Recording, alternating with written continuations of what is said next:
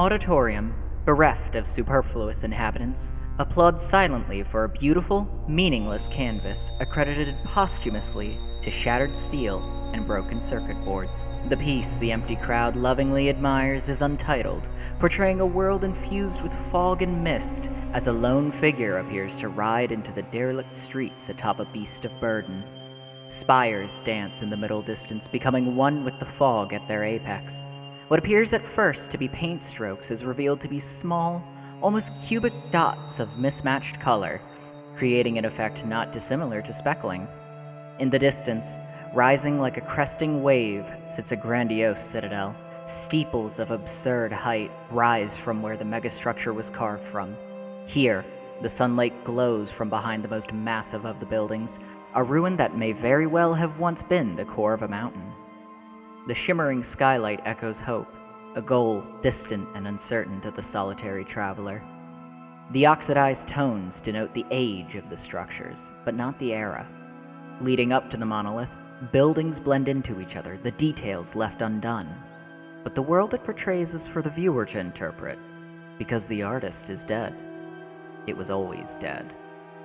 There was never a meaning behind what the artist made, no intent nor ideation. The fog could represent the haze of thought, the glittering sky above as the manifestation of an idea, but these are things that we will never know, as the intent did not exist. This rider and his lonesome city are the work of a tool. DALL-E 2 is a now defunct image generator and the alleged creator of this lonesome piece. But we shouldn't be scared of the machine, nor its ability to create sprawling, haunting landscapes. We shouldn't be scared of the appetite it has for information, nor should we be scared of the indifference it feels towards things it creates. I mean, it's not a ghost. In this gallery, we're going to look at some of the finest examples of an emerging trend in the world of graphic art, that of AI art, and what it means for the field going forward. You don't have to be scared of it.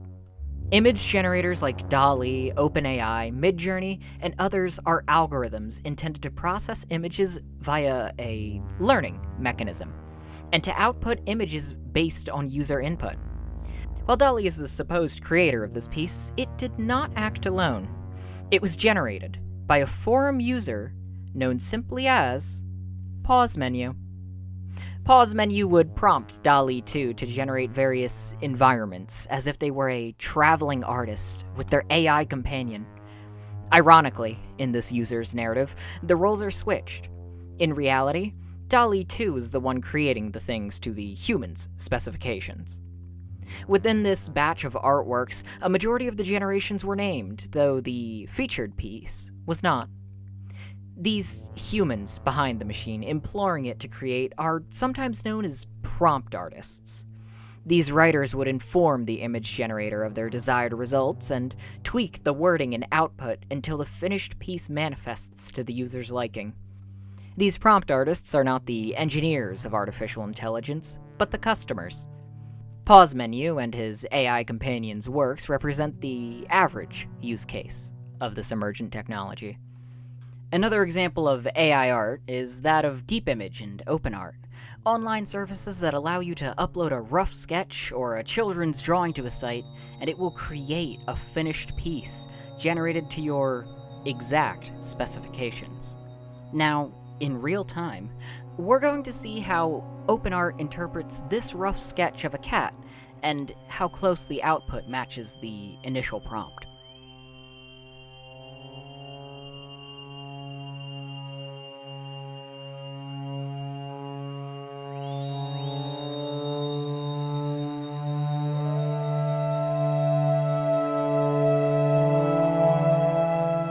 Not bad, certainly better than the previous attempts, but what if we ask it to create a realistic rendition of this image?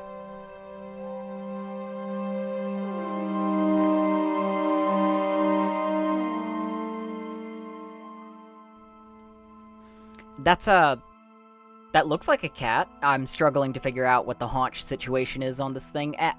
I don't want to be rude. Regardless, these generations are miles ahead of the previous works, by both OpenArt and DeepImage. This wonderful reinterpretation is by OpenArt. This one, practically mistakable for a photograph, is by DeepImage. And this lump, this one is by OpenArt as well. These are two generators that advertise their ability to take an image along with a prompt and have it enhanced to a full finished piece. Ironically, of the two sites, DeepImage's clear example would prove to be misleading, as it would be OpenArt that provides us with the closest final product. For as charming and quaint as these generated critters may be, one should ask just how these machines create them. Unfortunately, for a machine to be able to recognize and understand requests, it has to be fed millions upon millions of images, data points analyzed and reinterpreted for the algorithm to be able to create its own works. This isn't the issue, necessarily. Stock image sites like Getty Images exist, vast repositories of photography and artwork. I'm sure they could work out some sort of bulk deal, you know? Some way to remove those pesky Getty Images watermarks. Because if a machine was generating watermarks, that would mean it's stealing. They'd never do that, would they? Unfortunately, this piece is brought to us not to extol its dream or nightmare-like qualities, where the indistinct eyes and smiles of the inhabitants of this world jump for joy, I think. No, this piece is brought to us to illustrate a point. How at the current moment, AI tools are trained primarily by theft. An unfortunate truth to manage with these machines is that they often are trained on the hard work of the very people companies seek to replace them with. And while these previous examples have been of dubious quality, not all generative imagery is barred from the art world. Some, like this piece by Matthew Allen, are winners. Allen's piece would win first place in an art competition, gaining him a cool $300. Of course, if you want this artwork, it's yours. Go ahead. Take it home with you. Take the artwork home. Here's a clean screenshot. Take it. Download it onto your folders. Take it out of the video, it's yours, it's for you. You can have the harrowing Citadel interior, the warm lights reflecting off the robes of the inhabitants of this building, making its people appear as lanterns in the dark. Ahead of them, the grand window, which is also yours now, yawns wide, leading to the daylit city, sprawling and gigantic and hopeful against the crushing interior. The people gather towards this window, looking away from the viewer. It gives the work a curious feel. You're united with these people, all admiring the skyline through a window. Your window. You can have this piece. It's free and you can take it. It's been valued at $300 or even more. You can just take the whole thing. It's yours. I don't even mind, really, honestly. If you take it, we can cut this part from the video and we can get to the scary part of it. You might be wondering why I'm trying to give you this artwork. Well, it's because I can. See, this work is copyright-free because it's generated by AI. The United States Copyright Office has routinely sided against ownership of images generated with AI, despite the obvious aesthetic qualities of the work and the supposed tweaks Matthew has done to it. It is not copyrightable. Matthew, who teamed up with the talented mechanism known as Midjourney for this piece, is suing for ownership of this artwork, presumably using the $300 he won in the contest for the lawsuit.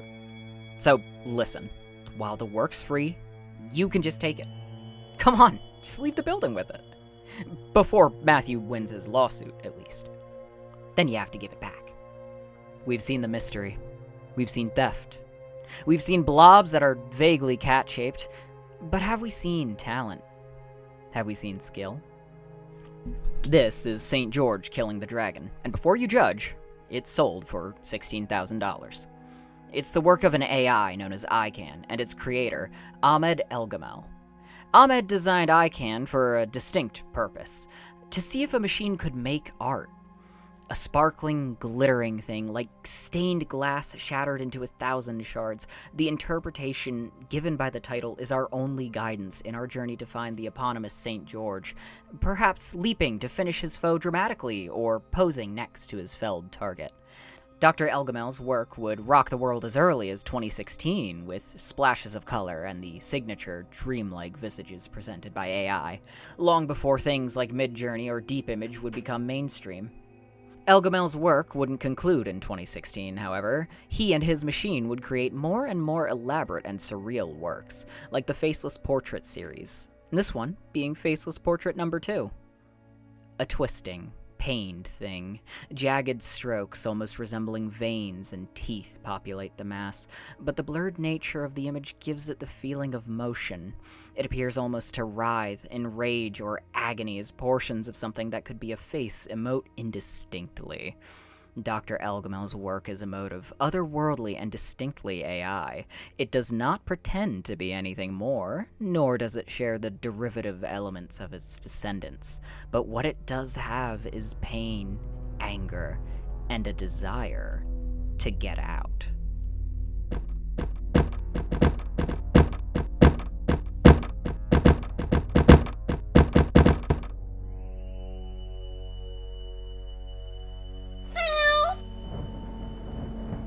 When you view things in the gallery of the machine, you need only to remember that the idea of art is highly contextual.